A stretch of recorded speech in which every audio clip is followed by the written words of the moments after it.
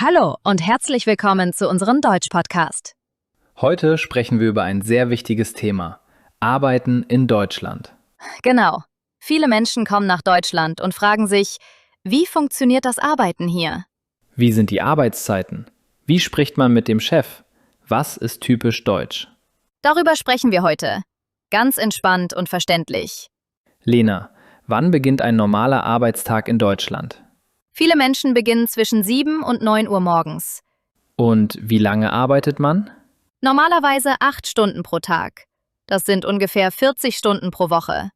Und gibt es Pausen? Ja, natürlich. Nach spätestens 6 Stunden muss man Pause machen. Meistens 30 bis 60 Minuten. Also Mittagspause um 12 oder 13 Uhr? Genau. Eine Sache ist sehr wichtig in Deutschland: Pünktlichkeit. Oh ja. Wenn das Meeting um 9 Uhr beginnt, dann beginnt es wirklich um 9 Uhr. Nicht um 9:10 Uhr. Nein, zu spät kommen ist unhöflich. Also besser 5 Minuten früher da sein.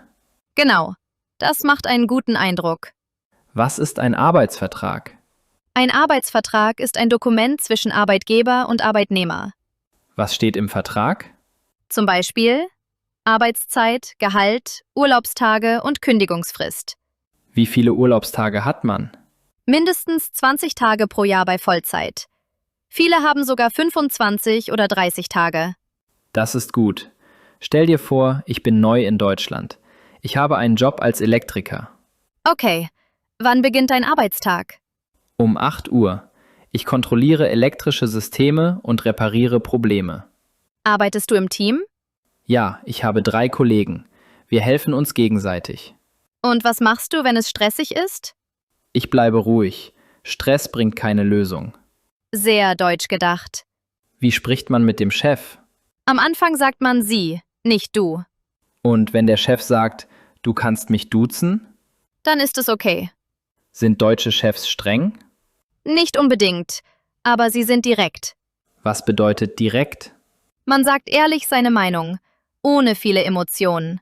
Machen viele Menschen Überstunden? Ja, manchmal. Aber es gibt Regeln. Welche?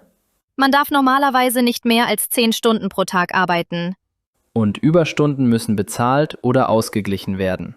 Genau. Ist Arbeit in Deutschland sehr wichtig? Ja, aber Freizeit auch. Was machen Menschen nach Feierabend? Sport, Familie, Freunde treffen oder entspannen. Sprechen Deutsche nach Feierabend über Arbeit? Oft nicht.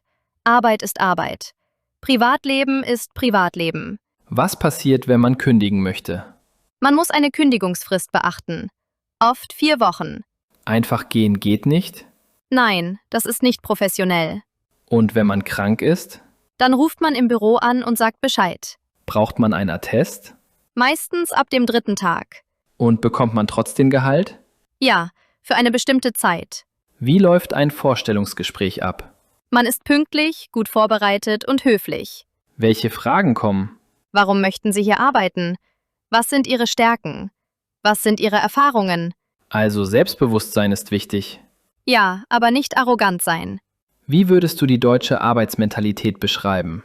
Strukturiert, organisiert und effizient. Und noch etwas? Verantwortung ist sehr wichtig. Jeder macht seine Aufgabe. Teamarbeit auch? Ja, aber jeder ist selbstständig. Was haben wir heute gelernt? Arbeitszeiten, Vertrag, Urlaub, Überstunden und Kommunikation. Arbeiten in Deutschland ist klar organisiert. Und Pünktlichkeit ist sehr wichtig. Wenn Sie in Deutschland arbeiten möchten, lernen Sie Deutsch und informieren Sie sich gut. Und bleiben Sie motiviert. Lena, viele sagen, einen Job zu finden ist schwer. Aber ich glaube, die ersten 100 Tage im neuen Beruf sind noch wichtiger. Ja, das stimmt. Die ersten 100 Tage entscheiden oft, wie Ihre Zukunft in der Firma aussieht. Was sollte man in dieser Zeit besonders beachten? Stellen wir uns vor, endlich der erste Job. Sie haben Ihre Ausbildung beendet. Sie haben Ihre erste Stelle gefunden. Und jetzt dürfen Sie endlich so richtig arbeiten. Das ist ein tolles Gefühl, aber auch ein bisschen stressig. Genau. Deshalb gibt es ein paar wichtige Tipps als Starthilfe. Der erste Tipp ist, fragen Sie so viel wie möglich. Ja, Sie sind neu. Niemand erwartet, dass Sie alles wissen. Viele Kollegen helfen gern, wenn man sachliche Fragen stellt. Aber wichtig ist, stellen Sie klare und konkrete Fragen, nicht 10-mal dieselbe Frage.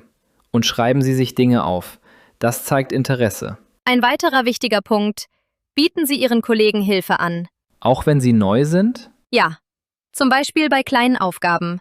Das zeigt Teamgeist. Teamarbeit ist in Deutschland sehr wichtig. Im Text steht auch, seien Sie bitte nicht arrogant. Das ist sehr wichtig. Auch wenn Sie gute Noten hatten oder viel wissen. Also nicht sagen, das weiß ich besser. Genau, bleiben Sie freundlich und respektvoll. Was ist mit Kollegen? Gehen Sie auf Ihre Kollegen zu. Sagen Sie Guten Morgen. Zeigen Sie Interesse. Aber man soll nicht zu viel Privates erzählen, oder? Richtig. Sprechen Sie nicht sofort über sehr persönliche Themen. Und ganz wichtig, reden Sie nicht schlecht über Kollegen oder den Chef. Das kann sehr schnell negative Folgen haben. Ein weiterer Tipp, merken Sie sich die Namen Ihrer Kollegen. Ja, wenn Sie jemanden mit Namen ansprechen, wirkt das professionell und freundlich. Man darf ruhig ein paar Überstunden machen. Um Engagement zu zeigen? Genau, aber man muss nicht Tag und Nacht arbeiten. Also Motivation zeigen, aber nicht übertreiben.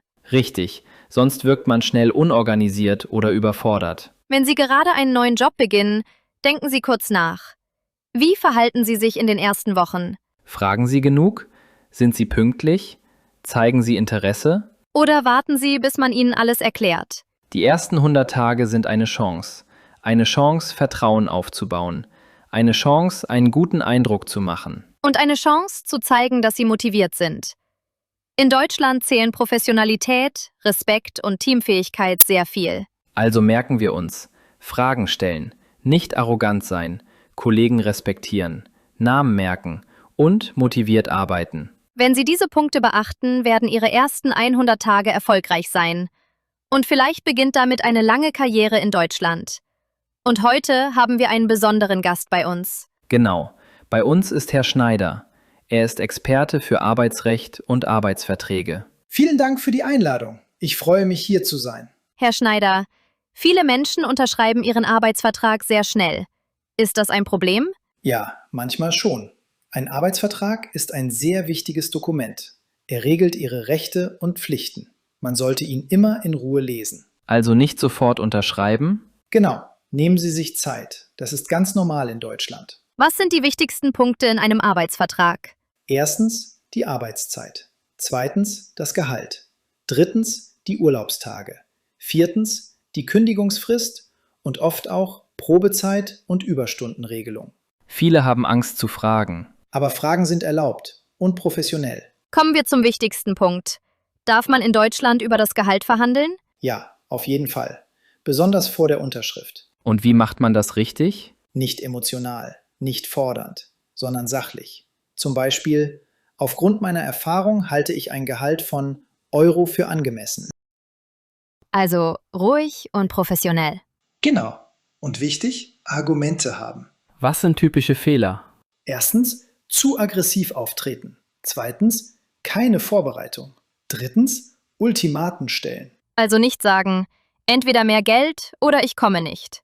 Das wäre keine gute Strategie. Was ist mit der Probezeit? Die Probezeit dauert meistens 6 Monate. In dieser Zeit kann man schneller kündigen. Kann man in der Probezeit auch verhandeln? Ja, zum Beispiel nach 3 oder 4 Monaten ein Gespräch führen und über Entwicklung sprechen. Kann man auch Urlaubstage verhandeln? Ja, manchmal schon. Besonders bei qualifizierten Fachkräften. Und Überstunden? Ganz wichtig, im Vertrag muss klar stehen, ob Überstunden bezahlt oder mit Freizeit ausgeglichen werden. Stellen wir uns vor, Lena bekommt ein Jobangebot. Das Gehalt ist etwas niedriger als erwartet. Was könnte ich sagen? Zum Beispiel, vielen Dank für das Angebot. Ich freue mich sehr über die Position. Ich habe jedoch recherchiert, dass das durchschnittliche Gehalt in dieser Branche höher liegt. Wäre es möglich, das Gehalt noch einmal zu besprechen? Das klingt respektvoll. Und professionell. Denken Sie kurz nach. Haben Sie schon einmal Ihr Gehalt verhandelt? Haben Sie sich vorbereitet? Oder haben Sie einfach unterschrieben? Herr Schneider, was ist Ihr wichtigster Rat? Seien Sie vorbereitet. Bleiben Sie ruhig. Und kennen Sie Ihren Wert. Ein Arbeitsvertrag ist keine Formalität. Er ist die Basis Ihrer beruflichen Zukunft. Vielen Dank, Herr Schneider. Sehr gern. Viel Erfolg allen Zuhörern. Das war unsere heutige Folge. Bis zum nächsten Mal.